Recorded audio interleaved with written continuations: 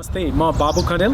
नमस्ते, म निलम रिजाल। हामी यति बेला स्कार्बोमा छौँ। हामी एभरेस्ट रियल्टी लिमिटेड ब्रोकरेजको ब्रोकर र सेल्स रिप्रेजेन्टेटिभ स्कार्बो ब्रान्चबाट हामी अहिले स्कार्बोको एरियामा बसिरहेका छौँ।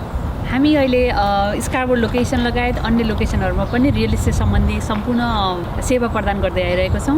हाम्रो हेड अफिस मिसिसागामा भए पनि हामीहरू हाम्रो कम्युनिटीको लागि अझै नजिकबाट सेवा प्रदान गर्न सकौँ भन्ने हेतुले हामीहरू अन्य रियल इस्टेट एजेन्ट साथीहरू समेत एउटा टिम खडा गरेका छौँ।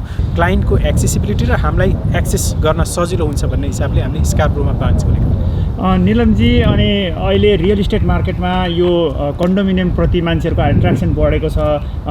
यो डिट्याच घरहरू धेरै महँगो भएको हुनाले अहिले क्लाइन्टहरू अलिक बढी फोकस कन्डोमिनियममा भएको छन् र कन्डोमिनियमको मार्केट कस्तो छ र तपाईँहरूसँग कन्डोमिनियमका अहिले लिस्टिङहरू के कस्तो छ बताइदिनुहोस्। धन्यवाद विद्युजी। मार्केट सरसर्ती हेर्दाखेरि एउटा टेम्पोरेरी रूपमा डिट्याच घरको मार्केट अलिकति स्टेबल भएको देखिन्छ र जसले गर्दा अलिकति मार्केट पहिला 2-3 महिनाको मार्केट हिस्ट्री हेर्दाखेरि डिट्याच घरको भाउ धेरै नै आकाशिएको थियो। त्यसले गर्दा अहिले मान्छेहरू बिस्तारै कन्डोमिनियमतिर फोकस गरिरहेको जस्तो देखिन्छ र कन्डोमिनियमको मार्केट थोरै अलिकति रूपमा चाहिँ बढ्दै गइरहेछ, जसले गर्दाखेरि सरसर्ती हेर्दाखेरि एउटा टेम्पोरेरी जस्तो मार्केटको स्टेबलाइजेसन देखिन्छ एउटा डिट्याच घरको सिनारियोतिर र कन्डोमिनियमतिर अलिकति बढ्दै गएको जस्तो देखिन्छ। र हाम्रो अहिले 1-2वटा लिस्टिङहरू चाहिँ कन्डोमिनियम लिस्टिङहरू मार्केटमा आइरहेको छ। यदि तपाईँहरूलाई चाहिँ यदि कुनै पनि कन्डोमिनियम हेर्नु मन लागेको छ फिजिकल रूपमा भने तपाईँहरू एकदम फ्री रूपमा कन्ट्याक्ट गर्न सक्नुहुन्छ। र 1-2वटा डिट्याच घरहरू पनि they are coming in market soon. अहिलेको सिचुएसनमा यदि तपाईँहरू डिट्याच घरतिर जाने प्लान गर्दै हुनुहुन्छ भने थोरै स्टेबल भएको सिचुएसनले गर्दाखेरि it is the right time you can go to the detach house. Okay, भनेपछि अहिले डिट्याच घर लिन पनि एकदम फेभरेबल सिचुएसन छ र क्लाइन्टहरू यदि कोही इन्ट्रेस्टेड हुनुहुन्छ भने तपाईँहरूले उहाँहरूलाई अहिले डिट्याच घरहरू देखाउन सक्नुहुन्छ। मार्केटमा अहिले आएका छन्। हजुर, डिट्याच घरहरू एकदमै अहिले प्रशस्त रूपमा, किनकि एक हिसाबले हेर्दा समर भर्खरै सुरु हुँदै पनि छ। नर्मल्ली समरमा डिट्याच घरहरू आउने क्रमको जारी अलिकति बढी पनि हुन्छ र त्यसको अलावा पनि अब अलिकति मार्केटमा मर्गेज स्टेटसले गर्दाखेरि मार्केटमा मर्गेज अलिकति टाइट हुनेवाला छ 1-2 महिना पछाडि। त्यसको लागि पनि अलिकति स्टेबल भइदिएला जस्तो देखिन्छ मार्केट सिचुएसन हेर्दाखेरि। त्यसैले this is the right time you can go to the detach house if you are planning to go to the detach house and it is the right time even to sell the condominium because condominium price is really hiking now, then it is going up. So it is the right time, sell the condominium. If you have the condominium, you can sell the condominium and you can go to the detached house. That is the right time. Okay, अनि बाबुजी, यो अहिले कतिपय साथीहरू जो घर आफूसँग already छ र केही सेभिङ भएको हुनाले केही इन्भेस्टमेन्ट गर्छु भन्दाखेरि प्रिकन्स्ट्रक्सनमा पनि इन्भेस्टमेन्ट गर्न चाहने साथीहरूलाई के सल्लाह सुझाव दिनुहुन्छ? प्रिकन्स्ट्रक्सन प्रोजेक्ट एकदमै वेल प्लान्ड प्रोजेक्ट हो। यो जस्तो रिसेल प्रपर्टीहरूमा जस्तो एकदमै राइट वे तपाईँको क्यास इन ह्यान्ड बनाएर अथवा ब्याङ्कमा राखेर तयार गर्नुपर्ने अवस्था रहँदैन।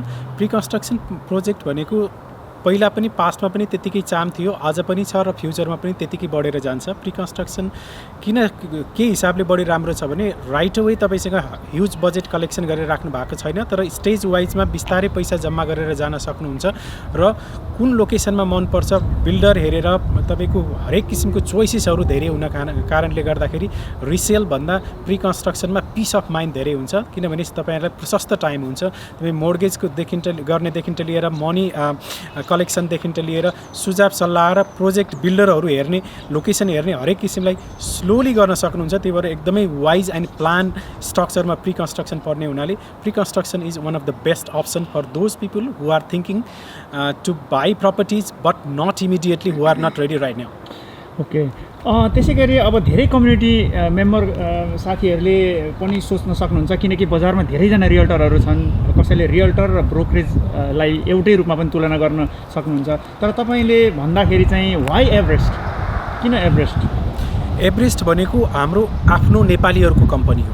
यो नेपालीको र अर्कोको भनेर देखाउनु भन्दा पनि हामी मोस्टली हाम्रो क्लाइन्टहरू मेजर 90 to 95% क्लाइन्टहरू हाम्रो नेपाली कम्युनिटीका छौँ, जसले गर्दा हामीलाई मोर रेस्पोन्सिबिलिटी बनाउँछ।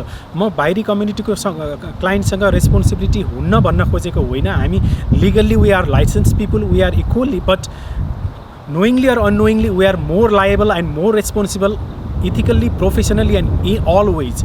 त्यो भएको कारणले गर्दाखेरि हाम्रो कम्युनिटीको लागि हामी बढी डेडिकेसन गरेर हामी सेवा प्रदान गर्न चाहन्छौँ र अन्य जस्तो एउटा कुरा के भ्रम नहोस् भने नेपाली कम्युनिटीको नेपाली रियल्टरहरूसँग अथवा नेपाली ब्रोकरेजसम्म आउँदैमा हाम्रो प्रपर्टी राइट टाइममा सेल हुन सक्दैन अथवा राम्ररी सेल हुन सक्दैन भन्ने खालको जुन किसिमका भ्रमहरू हुन् यस्ता किसिमका भ्रमहरू पनि नफैलिउन्। रियालिटीमा के हो भने कुनै पनि कम्पनीको आइदर एभरेस्ट होस् वा होम लाइफ होस् या अरू कुनै रिम्याक्स होस् जुनसुकै भए पनि रियल्टर्स आर एभ्रिबडी इज लाइसेन्स्ड। तिनीहरूले राख्ने हरेक व्यक्तिले हरेक लाइसेन्सले राख्ने भनेको मल्टिपल लिस्टिङमै हो, एमएलएसमै हो। त्यो भएर हामीले राखेको जुनसुकै लिस्टिङहरू 80,000 रियल्टरले हेर्छन् र यो सेम मार्केटमा जान्छ। ए बी र सीले राख्नमा डजन्ट म्याटर। सो हामी के भन्न चाहन्छौँ भने we are license, we are capable, we are experience. हाम्रो भरपुर हामीले गर्न सक्ने हरेक एङ्गलबाट के गर्न सक्छौँ हामी हाम्रो क्लाइन्टलाई हाम्रो कम्युनिटीलाई फुल डेडिकेसन भएर दिन चाहन्छौँ। म एक बाबुको कुरालाई म जोड्न चाहन्छु। अब whether you go with another real estate brokerage or you come to the Everest real limited brokerage, but everything गर्ने भनेको सबैले गर्ने एउटै कुराहरू, तर त्यसमा पनि अझै एभरेस्ट रियल्टी लिमिटेड ब्रोकरेजमै आउनुहोस् भनेर हामी किन प्रिफर गर्छौँ भने तपाईँको यो फ्यामिली हो, आफ्नो घर हो। आफ्नो घरमा जति तपाईँ आफूलाई प्रोटेक्ट फिल गर्नुहुन्छ डेफिनेटली तपाईँ अन्त गएर त्यति फिल गर्न सक्नु हुँदैन।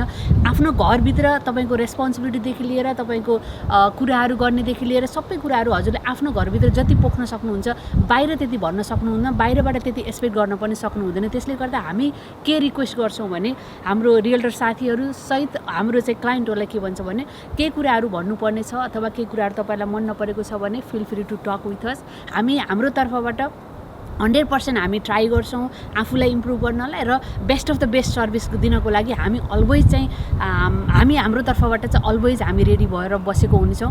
र त्यसमा पनि यदि तपाईँ कदाचित सेटिस्फ्याक्सन हुनु भएन, आफ्नो हाम्रो सर्भिसबाट यदि तपाईँहरू सेटिस्फाइड हुनु भएन भने you feel free to talk with us, then हाम्रो इम्प्रुभ गर्नुपर्ने कुराहरू के छ त्यसको लागि पनि हामी इम्प्रुभ गर्नको लागि हामी रेडी छौँ। वास्तवमै कम्युनिकेसनले गर्दाखेरि धेरै कन्फ्युजनहरूलाई हटाउन मद्दत गर्छ। त्यसै गरी कम्युनिकेसनकै कुरा गर्ने भने आफ्नै कम्युनिटीका रियल्टरहरूसँग काम गर्दाखेरि त्यो अझ बढी प्रभावकारी हुन्छ। त्यसै हिसाबले हामीले दिने सेवामा अझ सुस्त दुरुस्त र भरपर्दो सेवा हुन्छ भन्न सकिन्छ। र अन्त्यमा जाँदै तपाईँले आफ्ना पोटेन्सियल क्लाइन्टहरूलाई केही भन्न चाहनुहुन्छ अथवा अबको यो समरमा तपाईँहरूले केही टिप्स दिन चाहनुहुन्छ भने दुवैजना?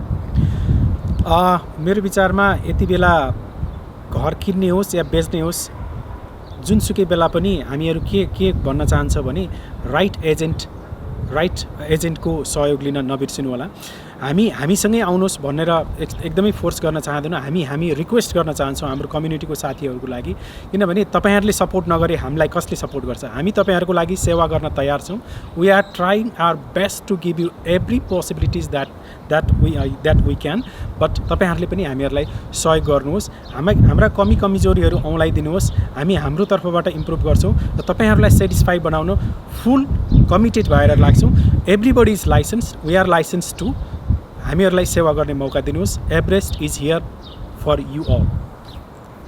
रियल इस्टेट प्रोफेसनमा मेरो एउटा कुरा आफ्नो एउटा अनुभव के देखाउन चाहन्छु भने ट्रस्ट इज मोस्ट इम्पोर्टेन्ट। हजुरहरूले हामीलाई ट्रस्ट गर्नुहुन्छ भने हामीले चाहिँ 100% फुल्ली हाम्रो रेस्पोन्सिबिलिटी एउटा तपाईँहरूलाई चाहिँ प्रोटेक्ट गर्ने हुन्छ। त्यसले गर्दाखेरि ट्रस्टबाट नै बिल्डअप भएको बिजनेस भनेको रियल इस्टेट बिजनेस हो। अनेस्टी भनेको एकदमै हुनुपर्ने सबै कुरा, जस्तै क्लाइन्टमा पनि हुनुपर्छ र एउटा रियल इस्टेट एजेन्टमा पनि अनेस्टी हुनुपर्छ। र हामीमा 100% हाम्रो एउटा प्रायोरिटी भनेको हामी एकदमै अनेस्ट रूपमा र तपाईँहरूलाई चाहिँ ट्रस्ट को आधारमा चाहिँ हामीले अगाडि बढाउन चाहन्छौँ। त्यसले गर्दा तपाईँ यदि कुनै पनि हामीसँगै आउनुहोस् भन्ने हाम्रो चाहना छैन, तर एउटा कस्तो भने जुनसुकै एजेन्टसँग जानुहोस् तर तपाईँहरू चाहिँ ट्रस्ट गर्नुहुन्छ यदि एजेन्टलाई भने उहाँलाई चाहिँ विश्वास गर्नुहोस् र definitely every agent they can protect you in the real estate market. र समर पनि अलिकति बढ्दै गइरहेको छ, त्यो बेलामा पनि हाउसिङ मार्केटहरू day by day it is getting hot and hot.